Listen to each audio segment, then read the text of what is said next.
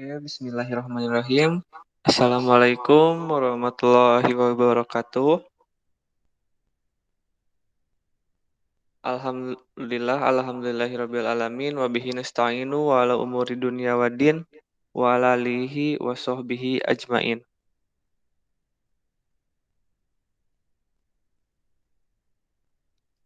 Puji syukur kehadirat Allah Subhanahu wa taala yang mana kita selaku umatnya mengharapkan ridho lillahi taala.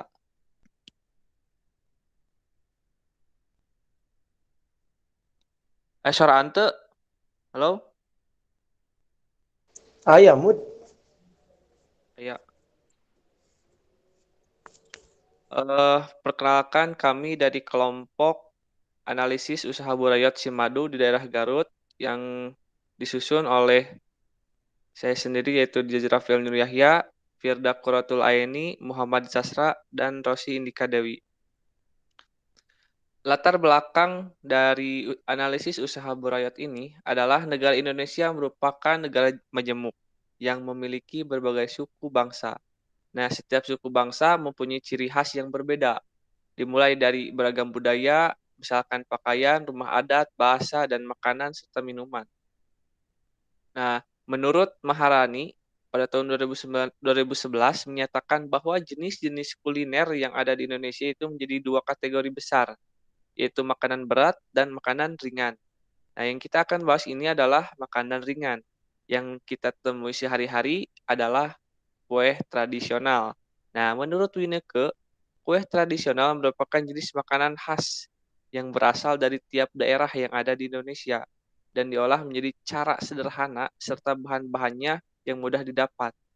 Menurutnya juga bahwa secara tradisi kue-kue tradisional dapat dibeli di pasar atau banyak dijajakan di pasar tradisional. Nah, salah satu kue tradisional yang perlu dilestarikan keberadaannya yaitu burayot. Burayot merupakan kue tradisional itu khas dari Garut. Kue tradisional ini terbuat dari gula merah dan tepung beras pilihan. Bahan dan rasanya itu hampir sama dengan makanan khas seperti ali agrem atau cuhcur. Bedanya yaitu dari segi bentuk. Kue ini di Garut dibuat bundar keriput yang dikenal istilah ngaburayot. Nah, kata orang Sunda. Maka kemudian kue tersebut banyak dikenal dengan nama burayot. Makanan ini banyak diproduksi oleh masyarakat Garut, terutama di wilayah Leles dan Kadungora. Nah, ini menurut Disparbud Jabar pada tahun 2005. Nah, sebagai salah satu kue tradisional yang diwariskan secara turun-temurun, diharapkan breyot ini dapat dikenal oleh generasi zaman sekarang dan menjadi kue tradisional yang menjadi kebanggaan warga Garut dan Jawa Barat. Nah, yang akan kita bahas ini adalah yang pertama, apakah itu makanan tradisional breyot? Yang kedua, bagaimana identitas usaha Brayot Simadu? Yang ketiga, apa saja bahan baku pembuatan Brayot Simadu? Yang keempat adalah bagaimana cara pembuatan Brayot Simadu? Yang kelima adalah bagaimana bisnis model kanvas atau BMC usaha Brayot Simadu tersebut. Dan yang keenam, bagaimana alur kas atau cash flow usaha Brayot Simadu tersebut. Nah, nanti bakalan dibahas oleh teman-teman yang lainnya. Untuk yang pertama, makanan tradisional Beriot ini akan dijelaskan oleh saudara atau saudari Rosi. Silahkan untuk saudari Rosi. Yang selanjutnya yaitu makanan tradisional Burayot. Burayot adalah salah satu makanan tradisional Garut yang banyak dibuat di daerah Leles. Garut juga adalah salah satu daerah di Jawa Barat. Wilayah Kabupaten Garut memiliki 42 kecamatan, termasuk di dalamnya Leles. Masyarakat daerah Leles masih menjaga dan melestarikan resep Burayot dari nenek moyang. Terbukti pada daerah Leles memiliki UKM atau usaha kecil menengah yang telah berdiri sejak tahun 1993 dan UKM yang melakukan inovasi pada makanan tradisional Garut Burayot tahun 2003, yaitu UKM bernama Burayot Simadu. Burayot yang termasuk makanan tradisional Garut berasal dari bahasa Sunda ngaburayot. Ngaburayot sendiri memiliki arti seperti Menggantung selendang atau kain yang digunakan untuk menggendong anak kecil bisa diumpamakan dengan kata ngeburayot.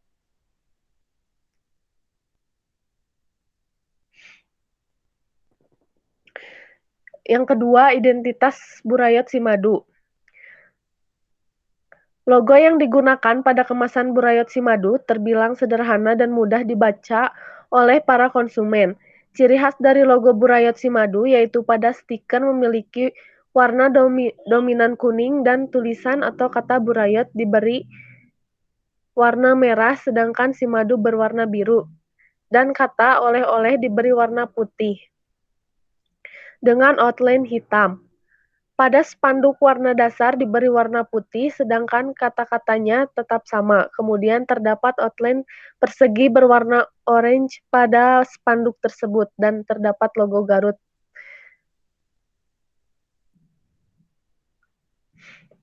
Selanjutnya iklan dan pemasaran. Pemasaran produk Burayot Simadu dibagi menjadi beberapa cara diantaranya secara online, offline, dan kerjasama. Untuk online yaitu pemanfaatan beberapa situs dan media sosial seperti akun YouTube, Burayot Simadu, e-commerce, dan sebagainya. Sedangkan untuk media sosialnya seperti Instagram, WhatsApp, Facebook, Telegram, offline yaitu dengan cara pembagian stiker, pembuatan spanduk yang besar agar terlihat, sedangkan bentuk kerjasama yaitu kerjasama dengan channel YouTube, bedah lapak, endorsement, VLN peduli, dan sebagainya. Yang ketiga yaitu bahan baku pembuatan burayot. Terdapat beberapa bahan baku yang digunakan untuk membuat makanan tradisional burayot khas Garut yaitu yang pertama tepung beras, gula merah, paneli, dan minyak goreng. Terima kasih untuk Saudara Rosi yang telah memaparkan apa yang telah disampaikan. Selanjutnya untuk Saudari Firda, silahkan.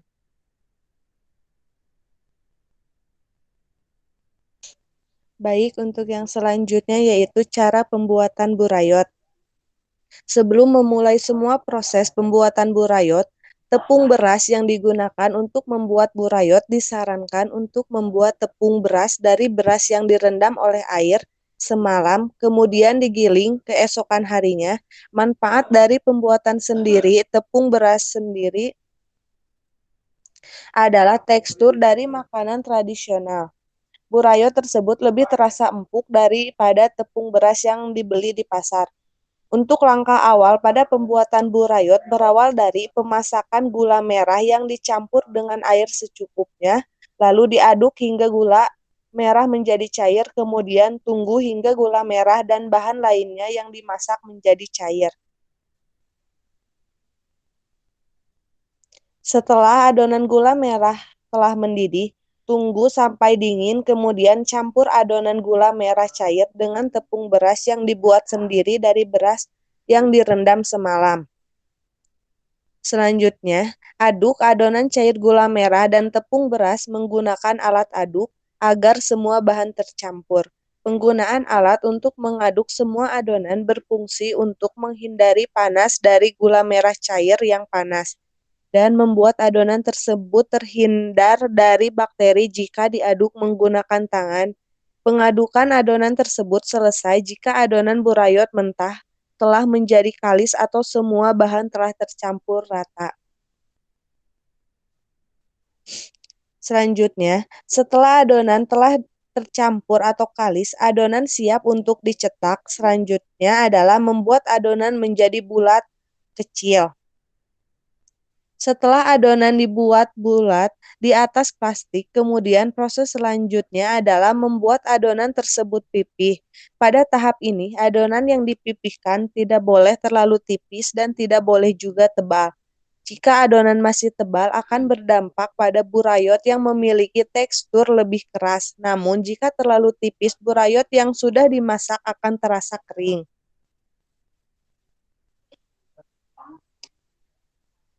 Setelah adonan dipipihkan, maka proses selanjutnya adalah memanaskan minyak goreng hingga benar-benar panas. Minyak yang dipanaskan dahulu hingga benar-benar panas akan berdampak baik untuk burayot.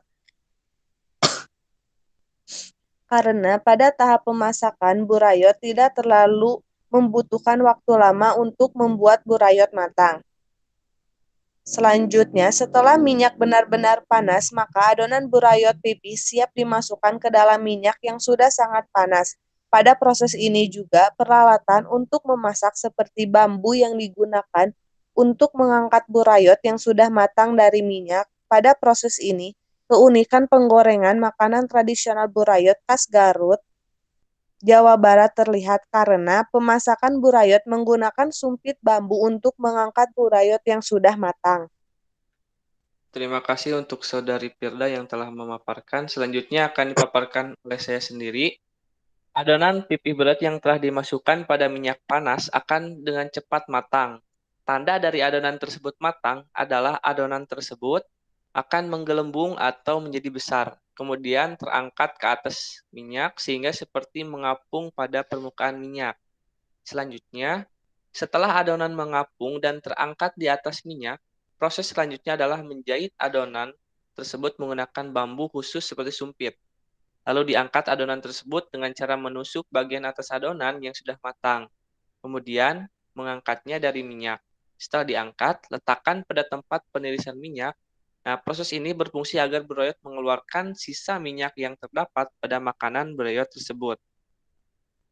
Setelah diangkat dari penggorengan, burayot akan didiamkan dahulu pada suatu tempat. Nah, tujuannya adalah burayot tersebut tidak memiliki suhu panas sebelum tahap selanjutnya yaitu packing atau pengemasan. Proses ini juga memiliki tujuan agar minyak yang terdapat pada makanan burayot tersebut semakin berkurang, sehingga kadaluarsa yang terdapat dalam makanan tradisional burayot tersebut cukup lama. Nah, terakhir adalah salah satu makanan tradisional Garut, yang ini yang dingin, maka akan dimasukkan ke dalam kemasan dan siap untuk dijual atau dijual belikan. Nah, untuk selanjutnya, yang kelima adalah bisnis model kanvas. BMC ini merupakan sebuah model bisnis gambaran logis mengenai bagaimana sebuah organisasi menciptakan, menghantarkan, dan menangkap sebuah nilai. Menurut Osterwelder pada tahun 2010. Kanvas ini juga membagi bisnis model menjadi 9 buah komponen utama. Kemudian dipisahkan lagi menjadi komponen kanan, yaitu sisi kreatif, dan sisi kiri, sisi logik. Nah, persis seperti otak manusia, kesembilan komponen yang ada tersebut adalah sebagai berikut. Yang pertama yaitu customer segment, yaitu menentukan segmen target customer. Yang kedua itu value proposition, yaitu memperkirakan kebutuhan customer yang sudah diidentifikasi pada customer segment. Yang ketiga yaitu customer relationship, yaitu mendefinisikan hubungan antara perusahaan dan customer, yaitu channel, yaitu cara untuk mencapai customer, yaitu jalur antara perusahaan dengan customer, bagaimana delivery dari value yang diberikan akan mampu mencapai customer dengan baik. Yang kelima adalah revenue stream, yaitu representasi dari jalur penerimaan uang yang akan diterima dari setiap customer segmen. Selanjutnya yaitu key resource, yaitu sumber daya utama yang menjelaskan mengenai aset terpenting yang diperlukan dalam membuat model bisnis kerja. Lalu key activities, yaitu kegiatan utama yang menjelaskan hal penting dalam perusahaan, yaitu 8 key partners, yaitu kunci kemitraan yang menjelaskan jaringan pemasok dan mitra yang membuat pekerjaan model bisnis ini menjadi berjalan lancar. Yang kesembilan yaitu cost structure, yaitu struktur biaya yang menggambarkan semua biaya yang dikeluarkan atau yang dioperasikan atau yang didapatkan dari kegiatan tersebut. Nah, yang keenam yaitu cash flow. Nah, laporan arus kas ini yaitu salah satu jenis laporan keuangan yang menyajikan informasi relevan tentang arus kas masuk serta arus kas keluar perusahaan.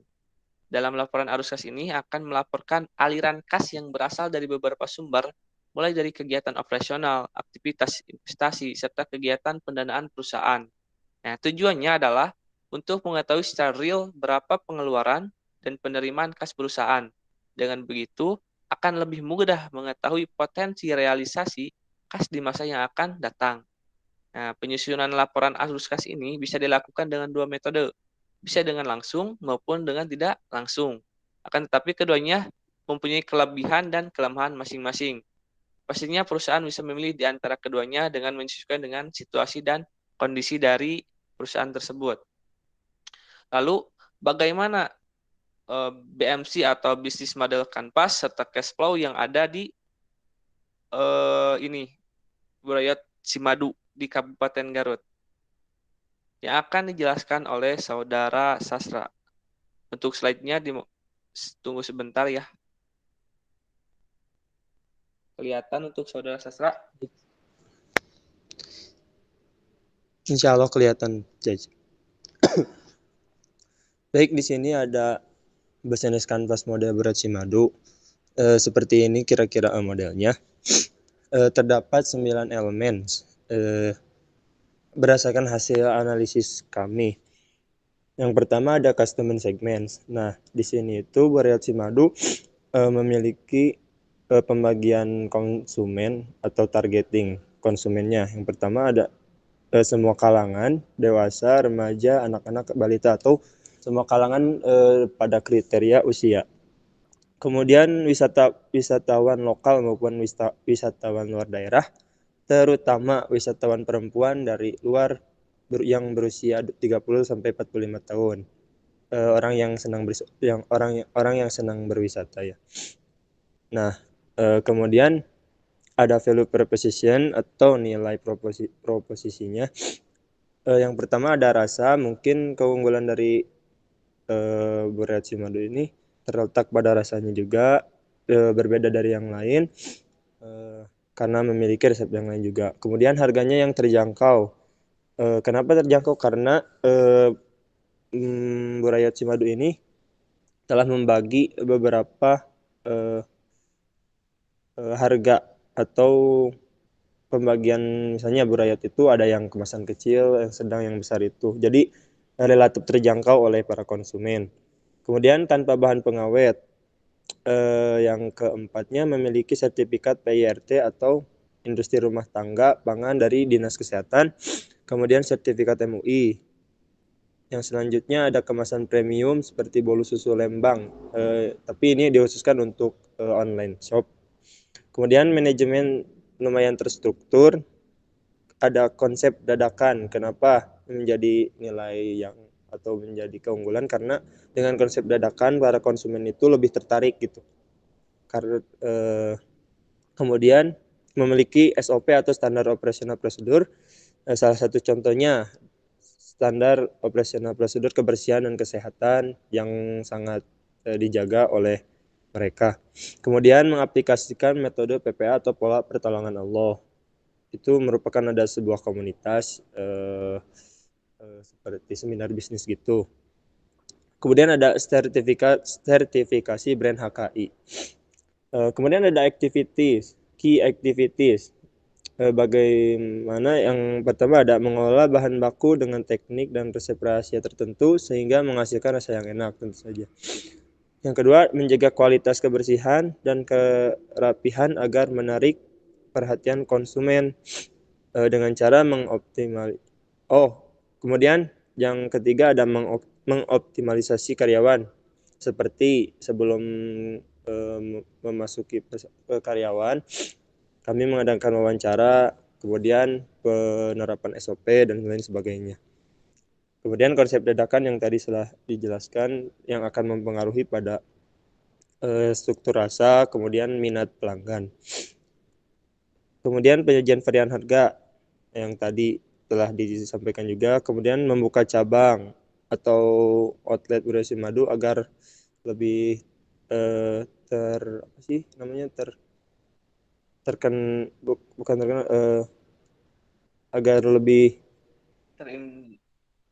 agar lebih terjangkau atau ya itulah. Kemudian komunitas bisnis atau mentoring dan lain sebagainya. Kemudian pada customer relationship ada personal assistant, maksudnya yaitu hubungan atau interaksi antara penjual dan pembeli sebelum dan sesudahnya. Seperti kalau sebelum kita mengucapkan apa gitu agar lebih membuat nyaman para konsumen. Kemudian SOP poin 9 Maksudnya itu seperti ya utamakan keramahan kepada konsumen, mempersilakan duduk, menawarkan tester senyum, senyum sapa santun, dan yang paling utama yaitu ucapan terima kasih. Nah, ini yang maksud dengan personal assistant ini seperti ini. Kemudian kami Buret Sumadu itu mengadakan program giveaway. Kemudian online relationship atau hubungan secara online seperti mengobrol atau apa gitu di media sosial seperti WhatsApp, Instagram, dan lain sebagainya. Kemudian pemberian bonus. Terkadang mereka juga memberikan bonus atau lebih kepada konsumen. Itu merupakan juga sebuah strategi pemasaran mereka. Kemudian membuat kartu member bagi seorang pelanggan yang sering membeli ke sana. Kemudian ada mengajak jadi reseller juga. Kemudian yang terakhir yaitu broadcast atau BC, seperti membagikannya di status-status PA, Snapgram, dan lainnya sebagainya. Oke, yang selanjutnya yaitu key partner atau rekan kerja. Tentu saja yang pertama ada penjual bahan baku burayot atau kebetulan mereka mengambil dari pasar. Kemudian ada beberapa klub olahraga, maksudnya di sini buat seperti sponsor gitu. Yang selanjutnya ada bedah lapak channel untuk e-commerce-nya, yaitu kemudian PLN Peduli CSR, Delivery.com, ada Shopee, Alfamart, dan konsinyasi. Kemudian channels-nya yaitu pertama sosial media, penyebaran stiker kecil Burayot Cimadu secara offline dan online. Jadi penyebaran stikernya seperti salah satu contoh, stiker kecil dibagikan pada tiap-tiap area parkir, lalu dibagikan kepada mereka. Kemudian e-commerce tadi sudah dijelaskan. Kemudian pemasangan neon box di atas toko yang besar agar lebih bisa dilihat oleh konsumen. Kemudian melakukan endorsement pada beberapa orang yang lebih terkenal gitu. Kemudian ada key research-nya, yaitu tentu saja sumber dayanya di-upgrade atau lebih ditingkatkan lagi dengan ya caranya seperti tadi yang telah diterapkan di key activities. Kemudian ada alat penggorengan, alat pembuat adonan, bahan baku, outlet, etalase, spanduk, dan lain sebagainya. Kemudian cost structure-nya, bahan baku burayot, sarana prasarana jangka pendek dan jangka panjang, kemudian gaji karyawan, ada biaya marketing seperti endorsement, promote paid, Facebook advertisement atau Facebook AD, dan lain sebagainya. Dan yang terakhir yaitu transportasi atau distribusi. Kemudian yang terakhir ada revenue stream atau hasil pendapatan itu dari mana gitu. Yang pertama ya tentu saja kita dari konsumen. Yang kedua ada offline shop dan online shop, ya penjualan. Kemudian membuka cabang atau dari reseller juga. Konsinyasi dari kerupuk kulit dan Doglewo, karena kita juga melakukan kerjasama dengan kerupuk kulit dan Doglewo, jadi dijual langsung di tokonya, ada di beberapa toko. Kemudian CSR PLN Peduli, alhamdulillahnya katanya mereka mendapatkan juga bantuan dari PLN Peduli. Yang Terima selanjutnya kasih ya ada kepada Saudara oh iya Sastra yang telah menjelaskan dari BMC atau bisnis model kanvas dari analisis Burayot Simadu. Lalu untuk arus kas yang dimiliki oleh Burayot Simadu itu bagaimana? Nah, cash flow-nya bagaimana? Akan dijelaskan lagi oleh Saudara Sastra. Silahkan untuk Saudara Sastra. Tapi sebelumnya nanti di outflow pas biaya produksi. Nah, yep. untuk inflow yang pertama yaitu adalah burayot kemasan kecil, yang kedua yaitu burayot kemasan sedang, yang ketiga yaitu burayot kemasan besar. Nah, sehingga untuk tahun pertama Untuk tahun pertama, Brayot kemasan kecil menghasilkan yaitu 12 juta, yang sedang menghasilkan 648 juta. Dan untuk Brayot kemasan besar yaitu 900 juta. Dalam satu tahun, omset dari Brayot Simadu ini mencapai 1 miliar gimana ini? 1.560.000.000 dalam satu tahun. Nah, tahun kedua juga sama, tahun ketiga dan tahun keempat juga sama, akan tetapi di tahun kelima ada nilai sisa atau biaya sisa. Sehingga untuk tahun kelima total dari inflow atau pendapatannya yaitu sekitar 1.582.707.500 rupiah. Nah, lalu untuk outflow-nya bagaimana? Akan dijelaskan oleh Saudara Sasra. Silahkan untuk Saudara Sasra.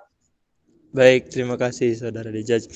Untuk outflow, ada beberapa segmen juga. Yang pertama ada biaya produksi, langsung saja ke total biayanya.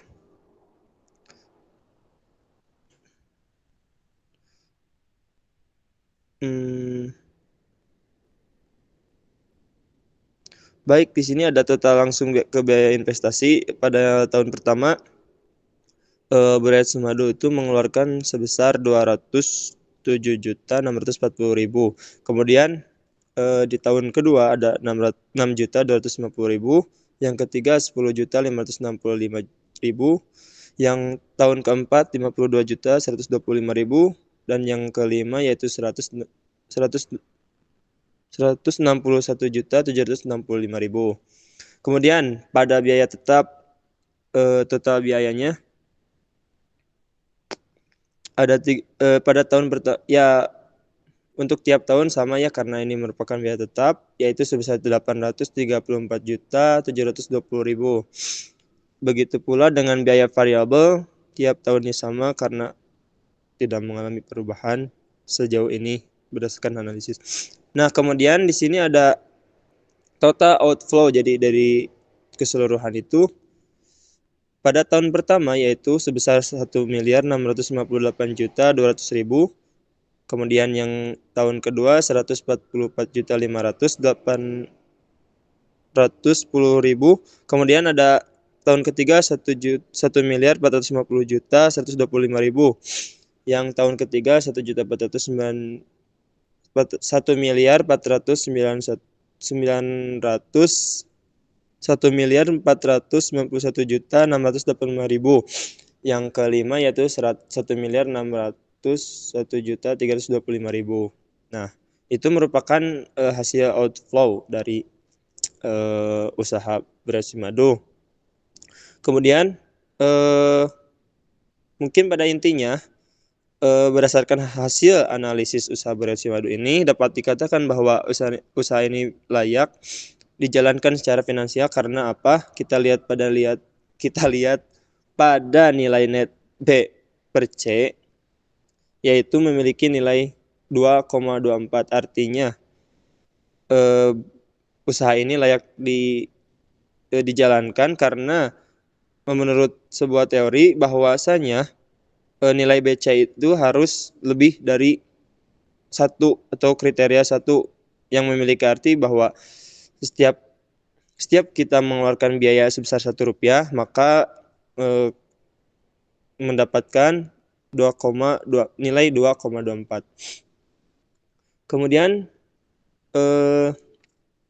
pada nilai PV positif juga, usaha ini pun menunjukkan kriteria layak untuk dijalankan. Karena apa? Nilai PV positif yang itu, coba Pak Dijaj yang di atas, yang di bawah, iya betul, yang di bawah nilai PV positifnya itu kan sebesar 192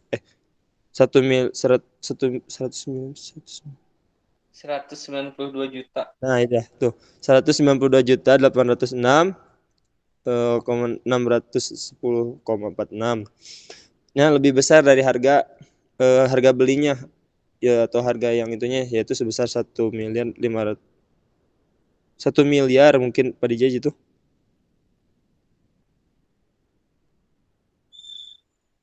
Teruskan saja. Oh, iya ya. Itu kelebihan nolnya, maaf. Di 156 juta mungkin. Nah, hasil dari perhitungan gross B per C pun menunjukkan kriteria layak karena nilai hasil analisisnya yaitu 1,2. Nah, suatu bisnis dikatakan layak apabila nilai gross B per C-nya lebih dari 1. Terima kasih, Pak Judge. Terima kasih untuk saudara Sastra yang telah menjelaskan dari bisnis modal kanvas, lalu untuk arus kas dari analisis Burayot Simadu ini.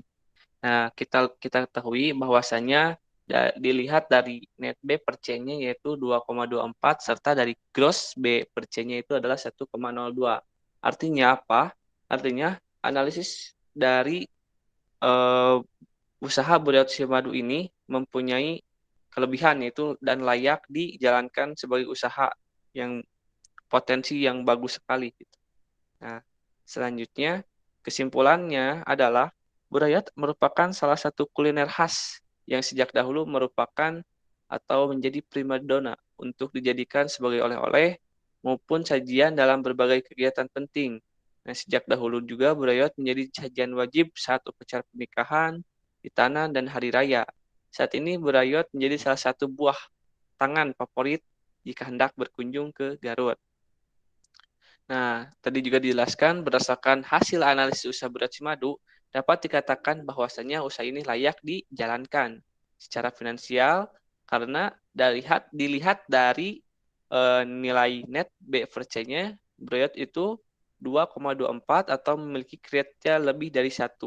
Hal ini juga memiliki arti sebesar apabila kita mengeluarkan Rp1, kita mendapatkan keuntungan menjadi Rp2,24.